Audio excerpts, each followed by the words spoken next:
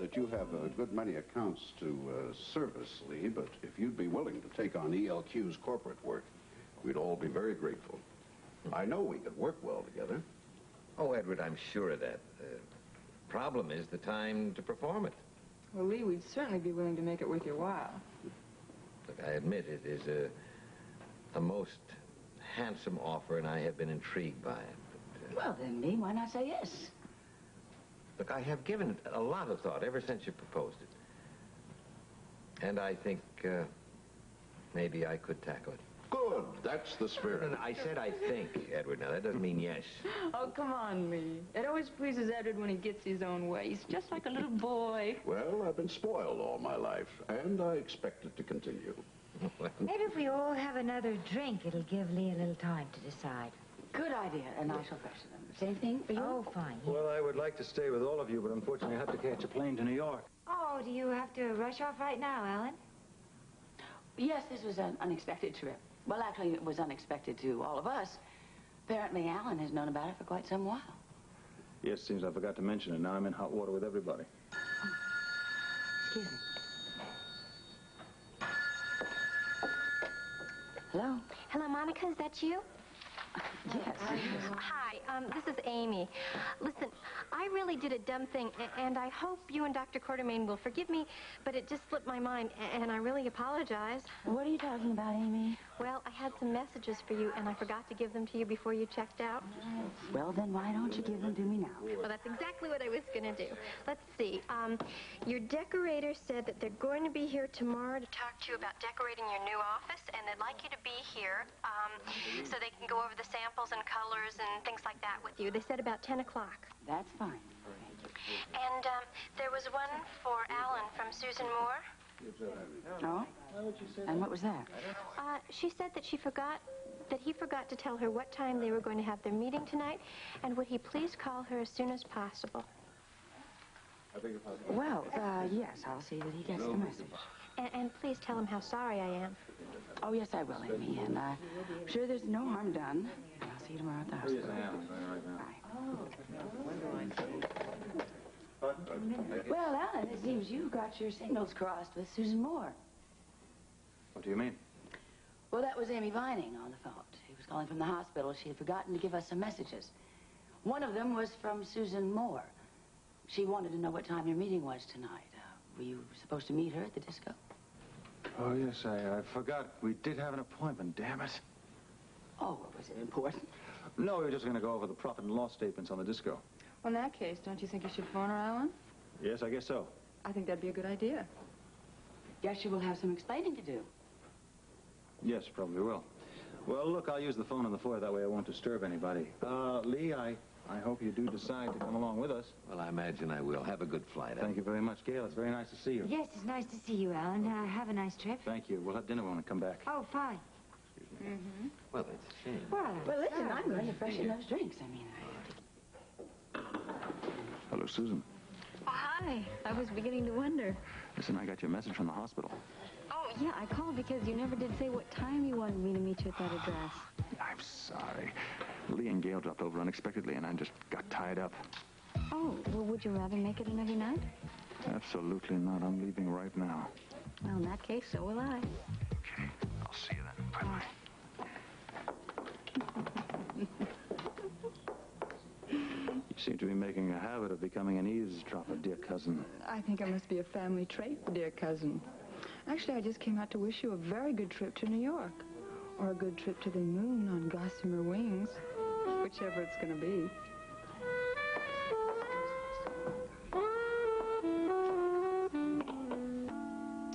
I'm sure you've got all kinds of concrete proof to support all this.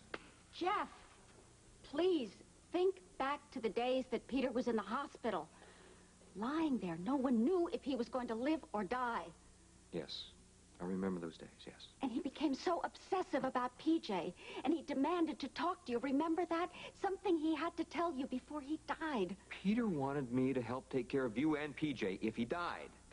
That's what we all thought. But what he really wanted to do was to make a clean breast of it and to tell you that PJ was really your son. I won't believe any of this. I'm sorry. Jeff! Jeff! want more proof, think about Heather. Think about how possessive she was about PJ. How she wanted to babysit for him all the time. She would take him over to your apartment. She wanted to be with him 24 hours a day. Peter and I talked about it. That's why we finally had to replace her with Maggie. Because we felt it was unhealthy for her. After just having lost her son. Doesn't it all make sense to you? Diana, she was always crazy about PJ. And then she tried to drug me, Jeff. Jeff, why are you being so stubborn about this whole thing? Just think. Think for a minute. Think back to those last moments at the hospital. Relax. I can't. No, you've got to, man, or I'll have to leave. No. All right. I'll stay.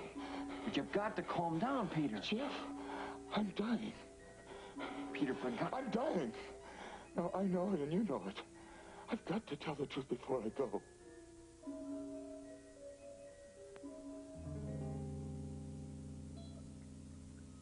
Where are the adoption papers, Diana? I want to see them.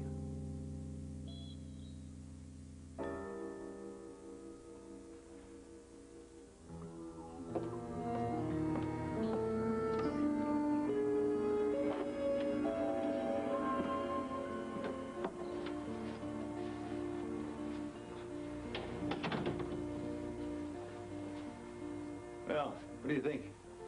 What do I think? I think it's charming. There's a nice fireplace and super country kitchen, which I'll show you later. As a matter of fact, I'll give you a grand tour later on. I don't quite understand.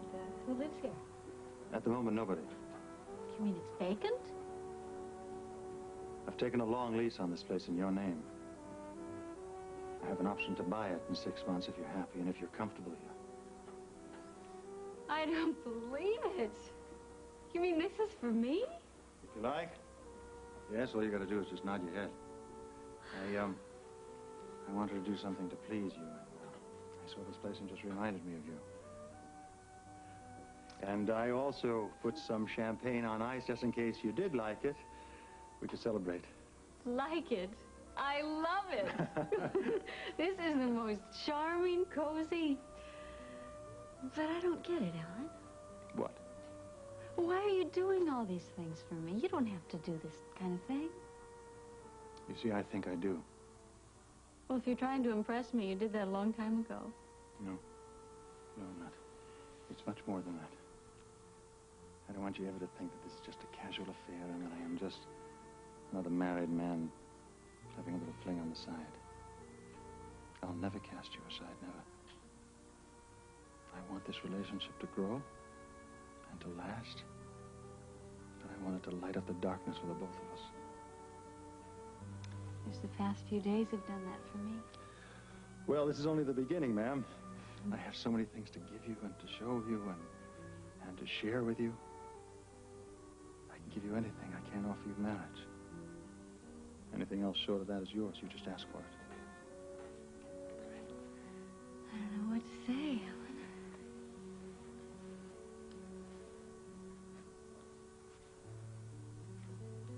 Susan, you aren't offended, are you? Oh, no, of course not. We're both grown up, and I think we're both realists. Alan, I don't have any illusions about your leaving Monica for me. I understand why you can't. I hope so. It really doesn't matter. And I love this house. Good. I thought maybe you might be tired of living in that hotel room of yours. Oh, yes. Oh, I can't believe it, to come home to a place like this every night. Mm-hmm. And for me to come home to you. I'll cook for you, too. Wonderful dinners. There's a nice dining room. No, I think we'll eat right over there in front of the fireplace. Ah, yes. Well, there's one other little selling point, madam. Let me show it to you. Just step right this way. Look out there across the bay. Now, what do you see? Lights? Yes, you see lights. You also see houses. And if you look at that cluster there, the taller one in the middle, that's mine. You're right, it is. Mm-hmm. Now, if you can see my house, I can see yours. So you see, any night that you need me, that you want me, that you feel lonely, you just open up those shutters and I'll come running. I'll be here in less than 10 minutes, okay? Incredible. I want you to be happy. I am so far beyond happiness. I'm into a whole new dimension of feeling. So am I.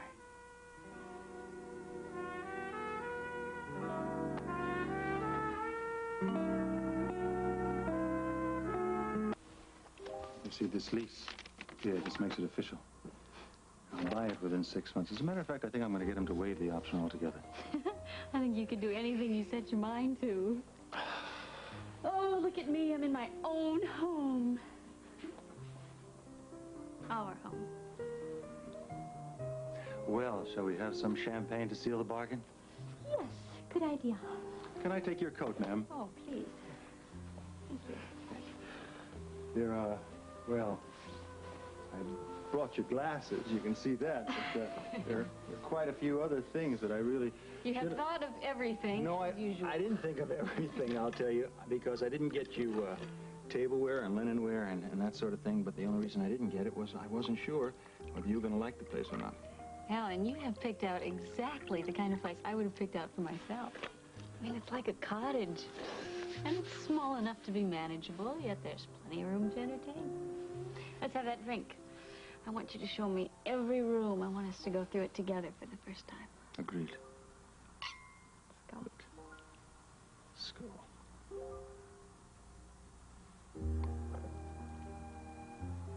Excuse me.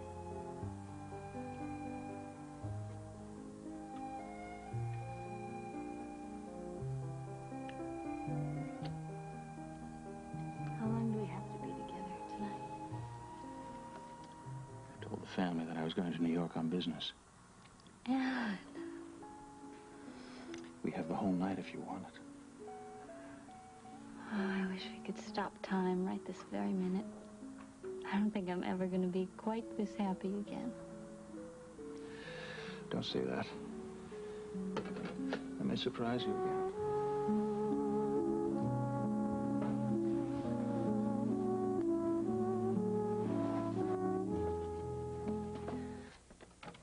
I'm sure they're in here, although I haven't looked for them in a long time.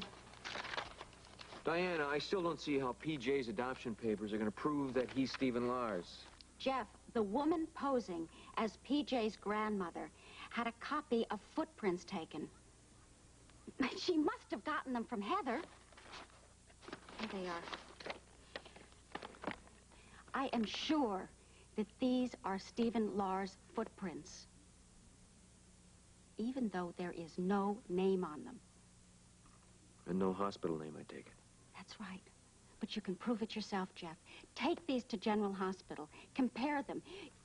Compare them to Stephen Lars' footprints, the ones that were taken of him at birth. Jeff, when you realize that I am telling you the truth, can we have a life together? Can we with our son?